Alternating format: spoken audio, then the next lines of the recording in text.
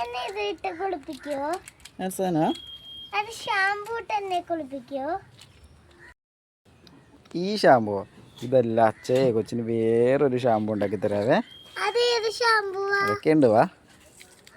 ഇന്ന് ഇതുകൊണ്ടാണ് കേട്ടോ നമ്മൾ അയ്യാക്കുട്ടിക്കൊരു ഷാമ്പൂ ഉണ്ടാക്കി കൊടുക്കുന്നത്. അതിനായിട്ട് നമ്മൾ കുറച്ച് ചെമ്പരത്തിയുടെ ഇലയും പൂവും എല്ലാം കളക്ട് ചെയ്യണം.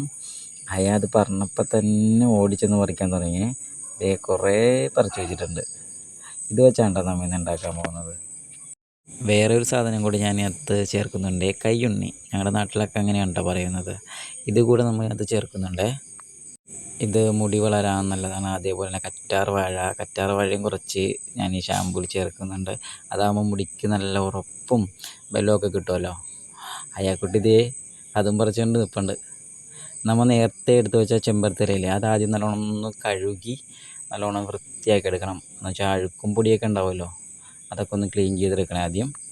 എന്നിട്ട് നല്ലോണം കഴുകി വൃത്തിയാക്കിയിട്ട് നല്ലോണം കൈവച്ച് ഞെരടി എടുക്കണം. അതിനകത്ത് ആ ജ്യൂസ് പോലത്തെ സാധനമാണ് നമുക്ക് വേണ്ടത്. അത് നല്ലോണം ഞെരടി നല്ലോണം എടുക്കണം. ജ്യൂസ് വന്ന് തുടങ്ങുമ്പോൾ നമ്മളൊരു തുണിയിൽ അത് അരിച്ചെടുക്കണം.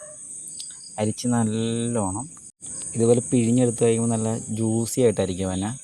ഇത് തലയിലിട്ടിട്ടുണ്ടെങ്കിൽ നല്ല എഫക്റ്റായിരിക്കും. നമുക്ക് അയാക്കുട്ടിയുടെ തലയിലൊന്ന് ഇട്ട് നോക്കാവേ. തലയിട്ടാൽ മാത്രം പോലെ നല്ലോണം തലയൊട്ടി നല്ലോണം മസാജ് ചെയ്ത് നല്ലോണം പിടിപ്പിക്കണം. എന്നാലേ ഇതിൻ്റെ റിസൾട്ട് കാണുള്ളൂ.